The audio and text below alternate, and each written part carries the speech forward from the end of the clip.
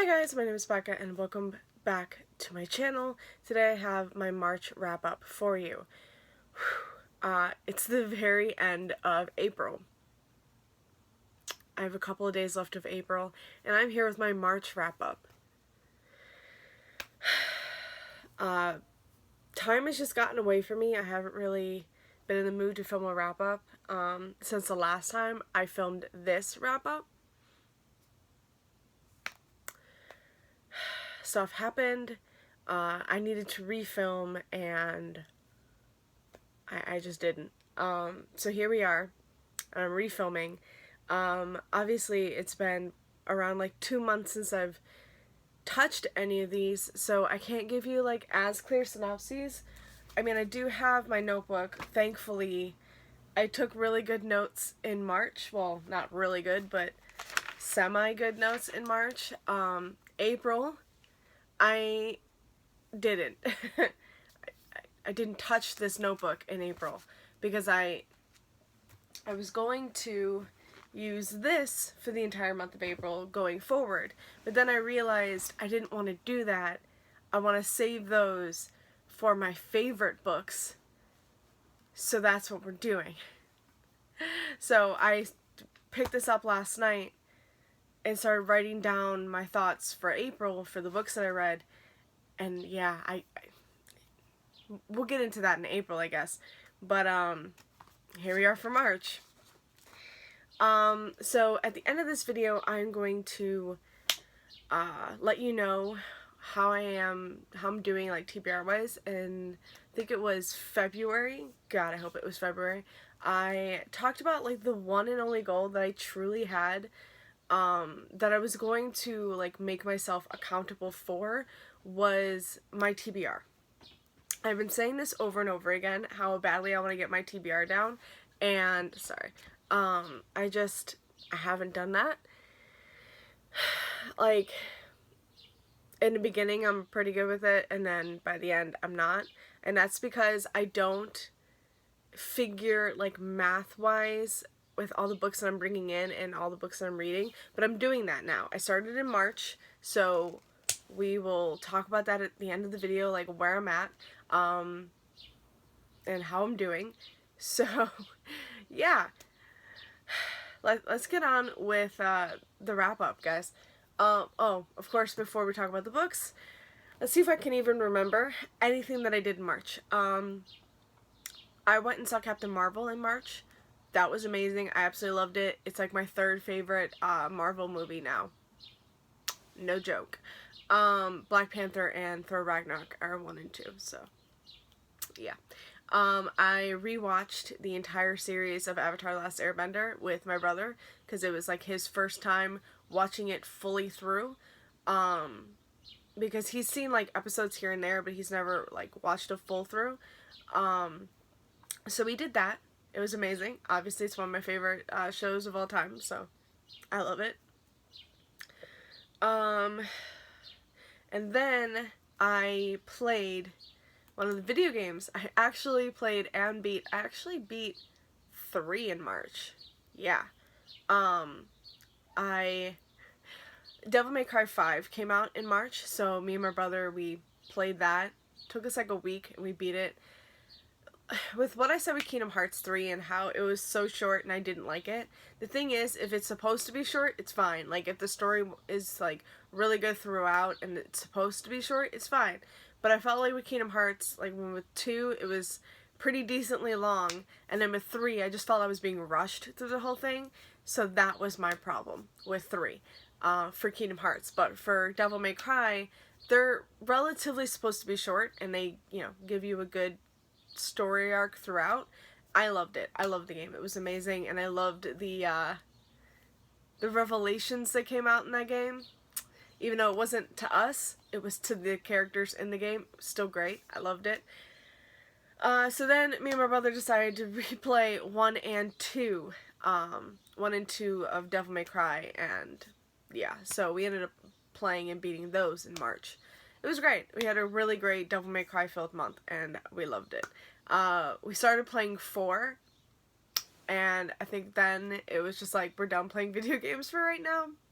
even though 4 is my favorite Devil May Cry, and I love playing it, and I was doing pretty well, but we just, I don't know, like, we started playing Final Fantasy X, I think, like, the end of February, beginning of March, stopped playing that.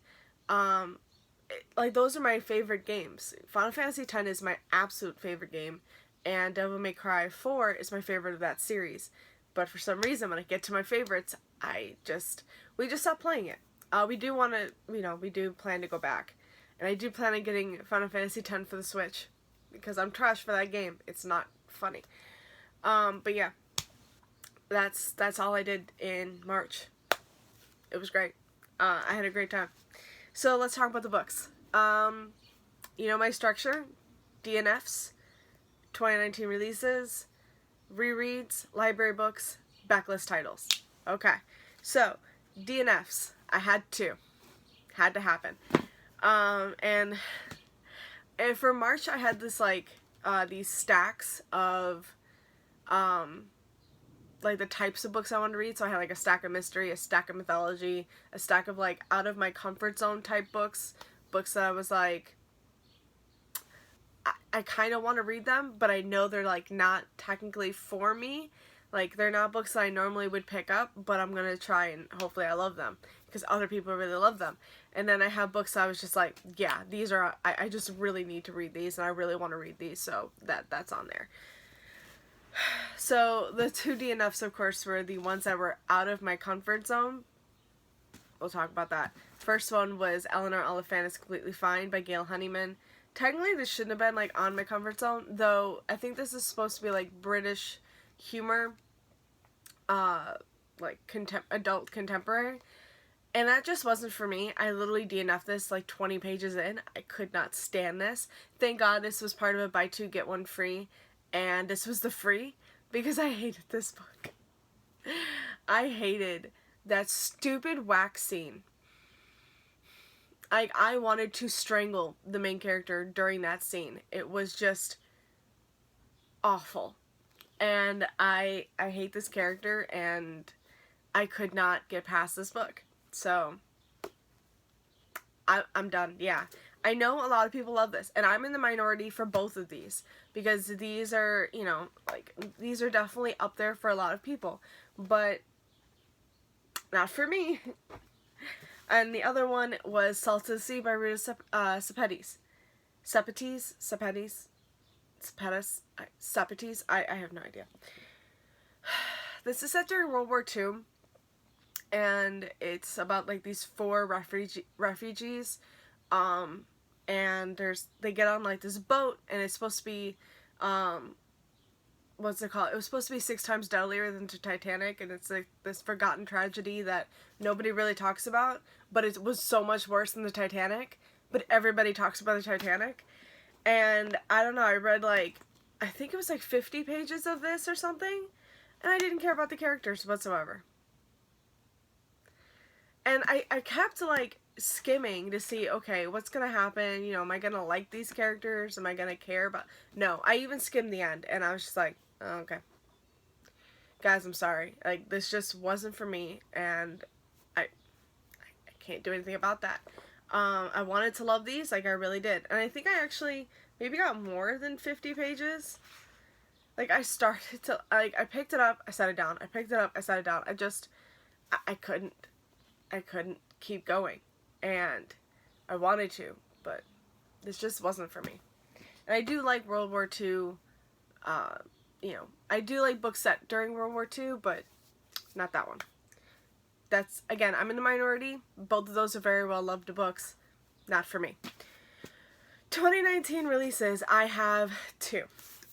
So we have Daisy Jones and the Six by Taylor Jenkins Reid. I did not think I was ever going to pick this up. I didn't think I was going to love this. Here we are. Yeah, I saw everybody reading this, and I was like, I loved Evelyn Hugo. Okay. And I found out it's about a fictional band set in the 70s. And I was like, so wait, we're going back to the, the fake fictional, or the fake famous people? I love that about Evelyn Hugo. Okay. Alright. And yeah, so this is pretty much like interview format about these two bands, or not these two bands, this band and this girl, Daisy Jones. So Daisy, the very beginning of this, we get,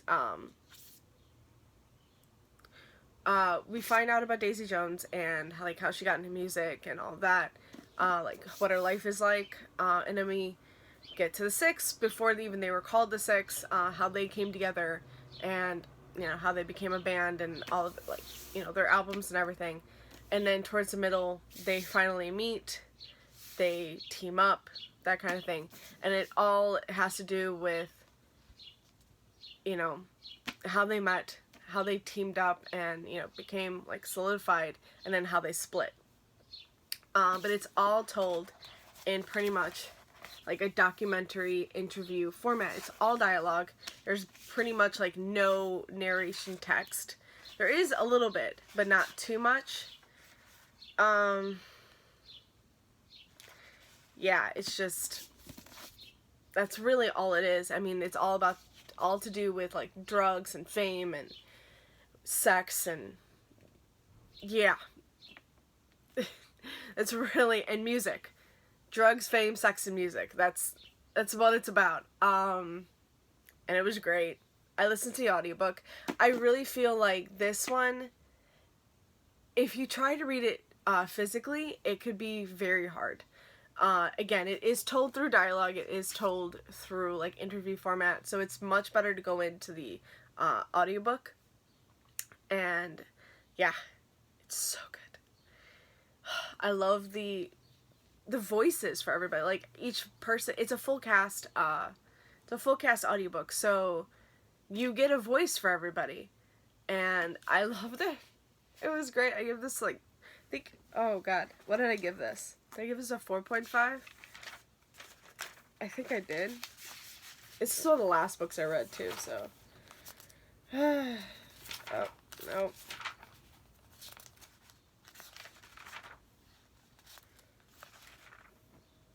4.5 out of 5 stars. Yeah, this is great. I really enjoyed it. And if you haven't read it yet, listen to the audiobook. But maybe read along as well. There's just that ending, guys. It hurt, but it was so good. It was so good. And then the other 2019 release that I read was a novella, and it was Can't Escape Love by Alyssa Cole. It's 2.5 in the Reluctant Royal series. Where is it? There it is. Yeah. It's 2.5 in the Reluctant Royal series, and as you guys know, I love the Reluctant Royals. The first book is The Princess in Theory, Duke by Default. Yeah. Those are the two main novels, and there's 2 novellas as well. And then the third main novel is coming out in a couple of days. Oh, I need that book. So this novella is following our second, Duke by Default's main character, Portia's sister. Okay? Her name is Reggie. She is disabled. And then there's Gus, who is the love interest. And he is...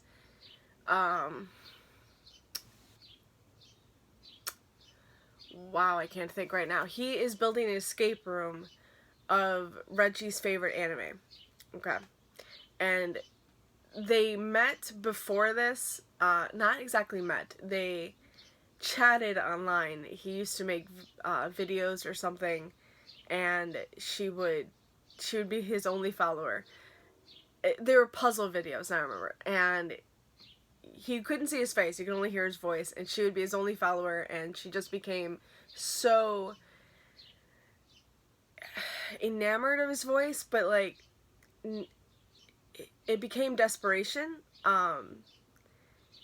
She needs his voice to sleep. She has insomnia, and yeah, she needs his voice. And once he takes down the videos, she ends up contacting him and like begging him to like make recordings or something for her so she can listen to that and she can get some sleep. It's a romance, so it's great. It's great. I loved it. Also, Reggie has her website, Girls with Glasses, and it's like this nerdy website, yeah, like filled with like everything that everybody wants, you know, links to things, posts about things. It's just, yeah, it's all for really nerdy people, and I love it.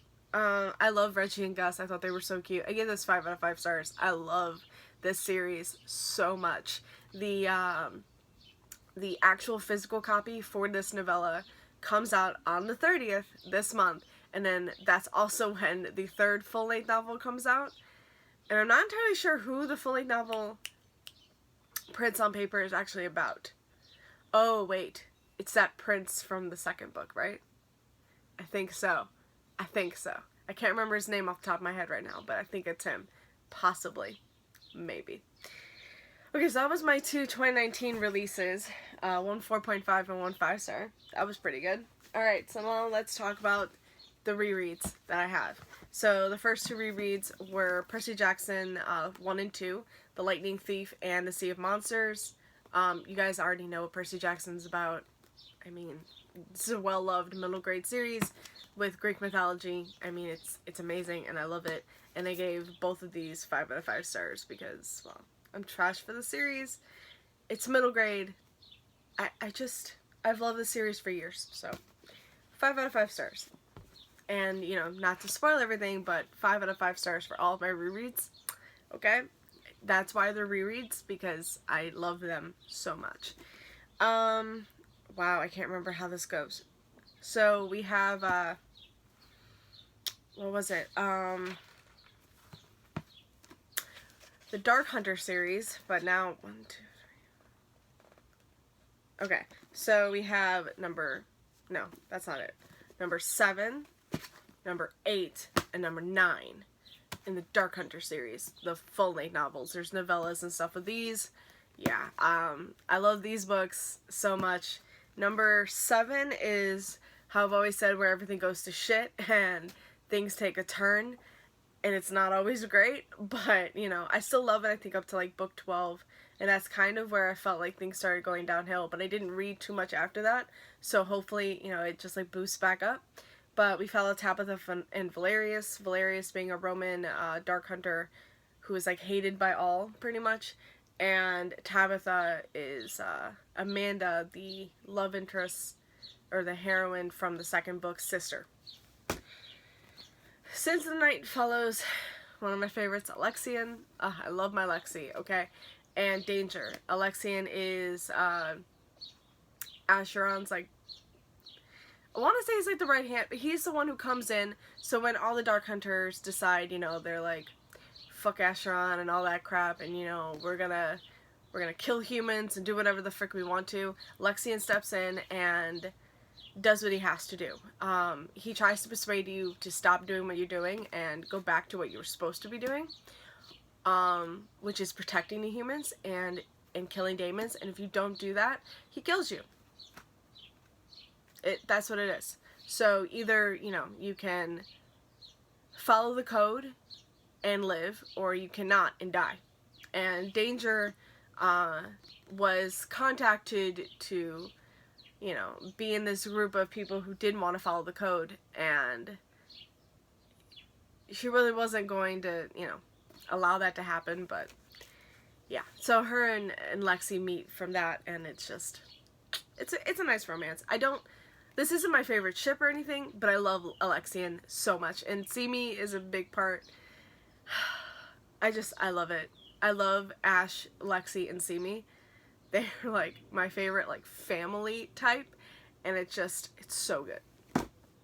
And then there's Unleash the Night, which is one of my favorites. This one is, well, it's not the first, but it's a werehunter, so these are Dark Hunter based. This is werehunter based, so we follow Ren, who is a were-tiger. Hi. And Marguerite, who is human. And she's like the daughter of a politician. She meets Ren And Ren is, he's pretty much on the run from people who want to kill him. Like, yeah, it's family that wants to kill him. It's really bad. And him and Marguerite meet. They end up, you know, like, kind of falling in love. You know, they end up, like, definitely being attracted to each other and wanting to see where things go, but once everything, like, goes to shit, he doesn't really want to hurt her or anything, so he kind of pushes her away, but that doesn't work. And so he ends up having to go to the past, because they can time travel in this, and he needs to figure out what happened to his family and why the rest of his family want to kill him, and, you know, what's going on. Because, well, he knows why they want to kill him. Because they think that he killed his parents. But, you know, he doesn't really remember what happened. He doesn't know if he did or not. And he must go to the past and figure out, like, what happened. And if it was him. He wants to try and clear his name or figure out if it was him. But he ends up taking Marguerite with him, and just stuff goes from there. This is one of my favorite books of the series. And yeah, this is number 9. So, I love them so much. Tigers are my favorite animals, so it was no wonder why I loved my weretiger so freaking much. So yeah, all 5 out of 5 stars for my rereads. Okay, so there's only one library book I read, right? Yeah, there's only... Hold on. Yeah, there's only one library book I read, and that was The Wicker King by Kay Ingram.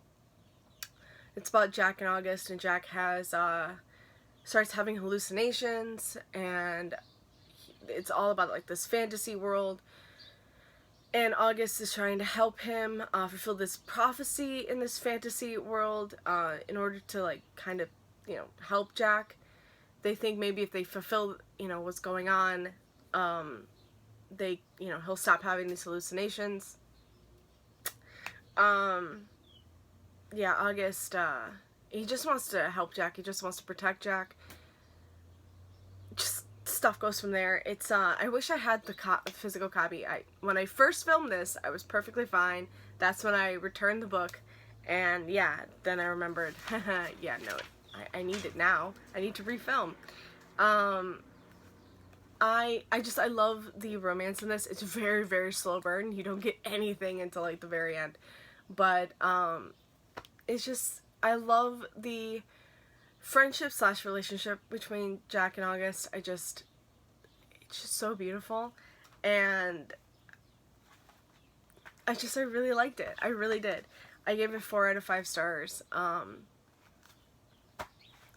What can you say? I really liked it.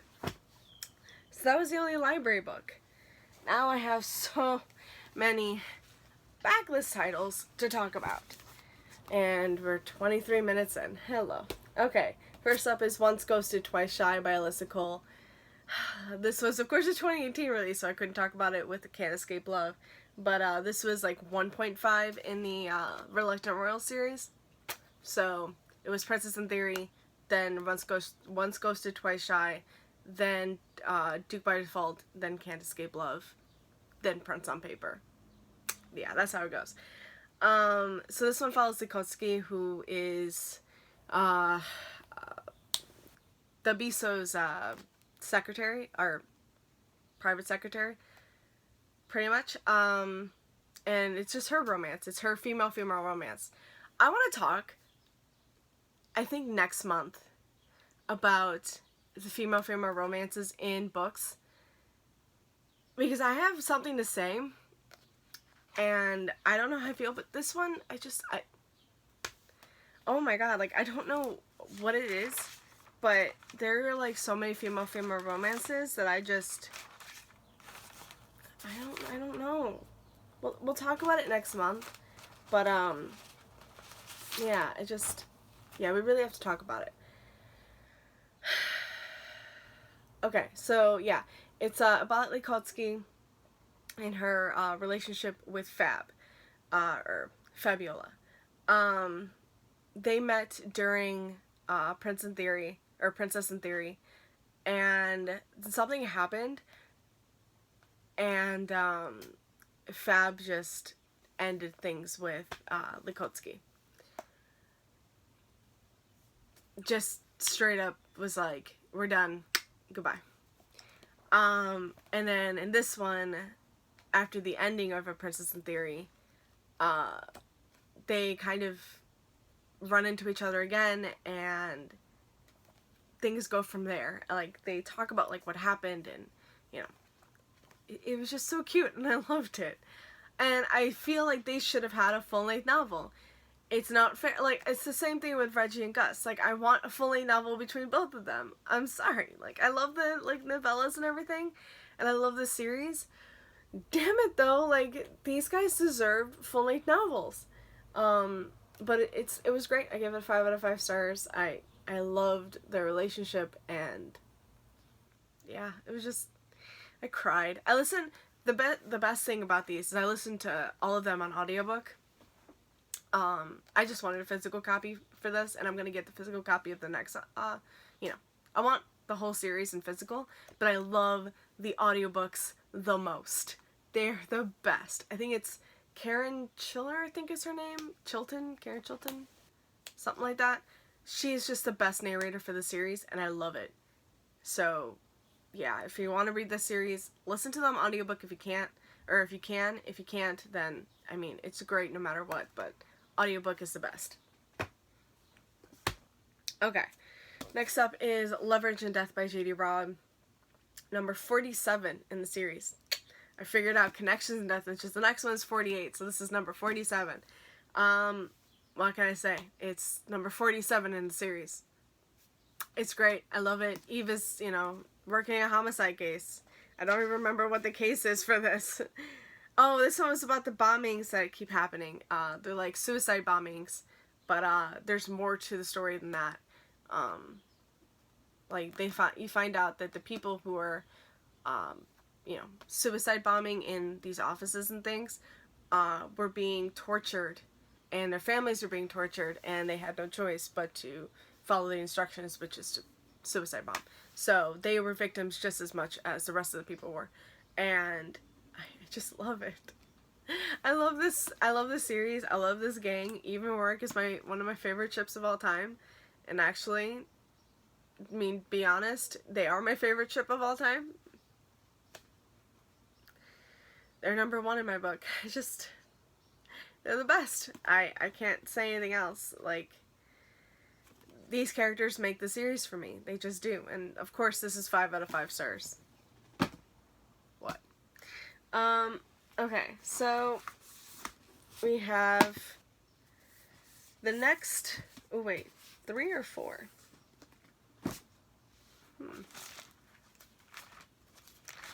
Okay. Hold on.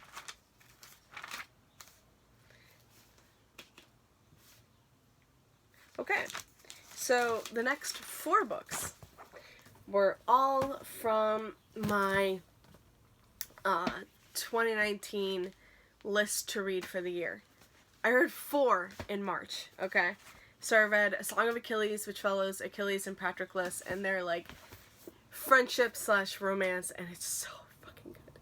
It's all set during the Trojan War. Well, before and during, and then, well, actually, yeah, before and during the Trojan War, and what happens, and, I mean, it's Greek mythology. You should know about the Trojan War, and about Achilles and Patroclus, and I just love them so much. I always thought Achilles and Patroclus would be so good together, but, you know, I've never seen it done before. Though, if you've read the Iliad, which this, of course, is based on, there are little inferences that are like, you know, they could have been together, and that's what is so good about this. But yeah, it's just about Patroclus, who is a prince from his, I can't remember where, but he is a prince from this, like, neighboring kingdom, and then he ends up doing something really awful and being banished and brought to the kingdom where Achilles lives, which, why can't I think of the kingdom? Can't think of it at all. And that's how they meet. They become really, really good friends. Patroclus becomes Achilles' like most trusted confidant and then lover. And it's amazing. 5 out of 5 stars. So then of course I had to read Cersei, also by Madeline Miller.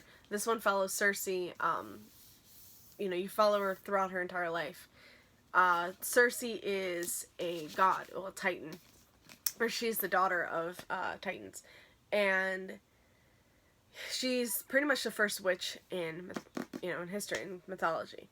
Though even though her siblings were also kind of witches as well. Oh wow, oh, this is getting really late. I gotta go. But you find out, okay, so you learn of her life before she discovers her powers, then of her kind of falling for this human and being betrayed by him, and her cursing him and this girl that he kind of betrayed her with, well, this nymph, which is Scylla. Okay, I did not know Cersei cursed Scylla. How did I not know that? Scylla is like this 6-headed, 12-legged beast that lives close to like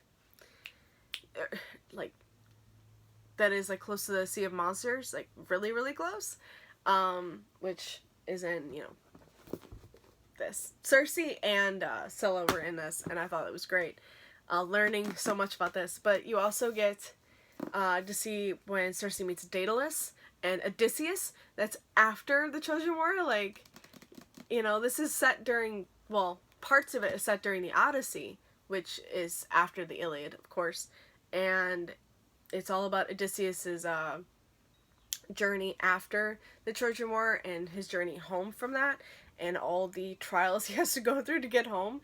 It's not good, and you learn about what happened, and you know, you get to meet his son, and like Cersei and Odysseus's relationship before he leaves, because once Cersei, I'm sorry, I got totally ahead of myself. Once Cersei curses Scylla, she's banished to an island, never to be seen from again. But that's where all of like the, you know, the good parts are.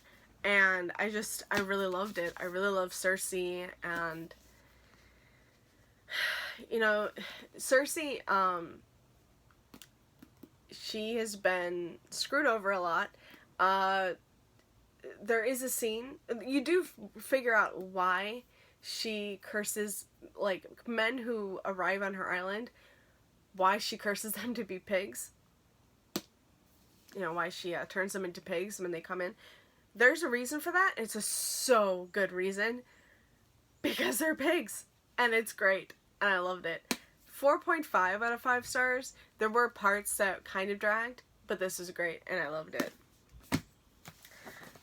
Okay, the other two, Truly Devious by Maureen Johnson. This is like a boarding school filled mystery, or murder mystery, set, okay, so, like, when this boarding school was first, founded and made,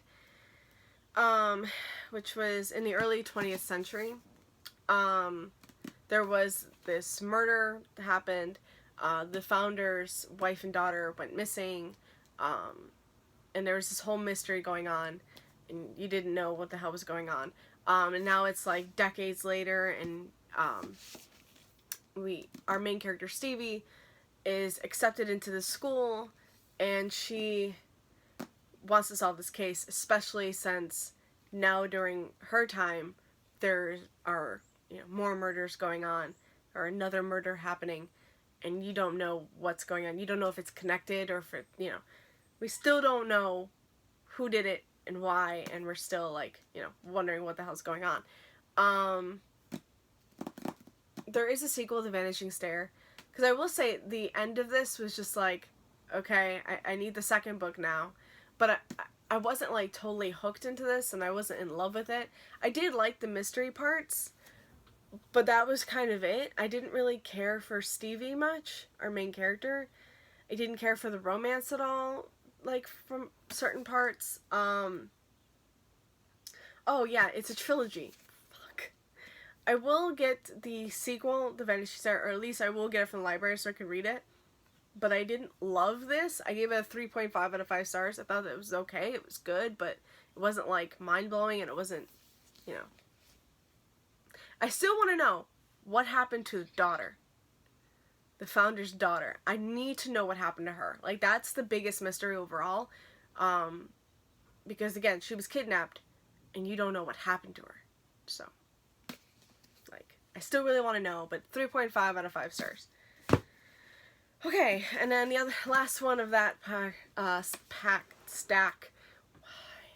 pile stack, whatever, is Legendary by Stephanie Garber, the sequel to Caraval. This one follows Tella, Scarlet, the main character, Scarlet's sister from the first book. So Scarlet's sister, Tella, is now the main character of this one, and she is going to play the game of Caraval in this book as well. And it's all, like, it's about to do with fates and, you know, tarot cards, and, again, trying to figure out who Legend is, and trying to win the game, to get a wish, because Tella's biggest thing is that she wants to find her mother. She wants to know what happened to her mother, and there is somebody out there who can help her, but they want to know Legend's name, and so she has to play the game to get the wish to find out Legend's name. There is a reveal for Legend in this. I don't know how I feel about it. Like, I don't know exactly how I feel about that.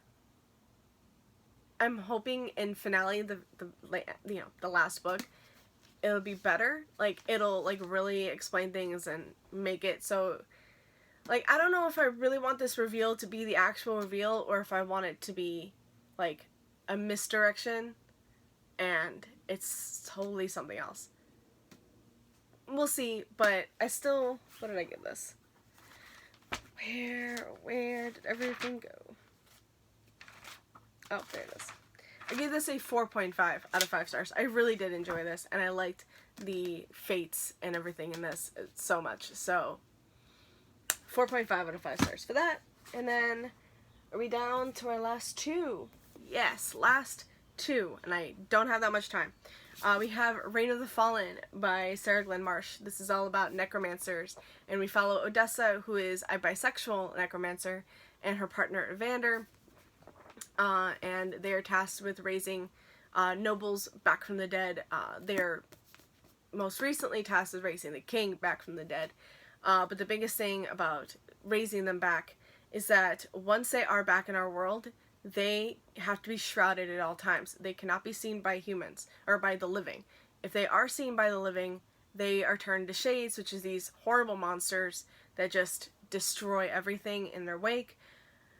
The biggest thing in this, like the biggest plot in this, is that somebody out there is turning the dead into shades. You don't know why, you don't know who it is, but it's happening, and we're screwed. Odessa and her team have to, the other necromancers have to figure out what's going on and stop the dead from being turned. Their world is destroyed. 100 pages in, I died. I was really, really upset 100 pages in. I will say that. I was so upset. But this was great. I loved it. I gave it, I think, a 4.5 out of 5 stars. Yeah, a 4.5 out of 5 stars. I really love this book. I read the second book in April. We'll talk about that in April. But yeah, we'll talk about it in April. The last one, okay, is Fight or Flight by Samantha Young. This one I listened to on audiobook. It's all about, we follow Ava, who is trying to go home to Boston. She just had a really shitty week. It's just been a really shitty time, and she just wants to go home, and she's got her flight. She's in line, and this asshole Scottish Caleb cuts in front of her, and just from then on they meet, like, they just keep running into each other, and they're just like, get away from me. It's the last straw for her to having to keep seeing him over and over again, because he is an asshole.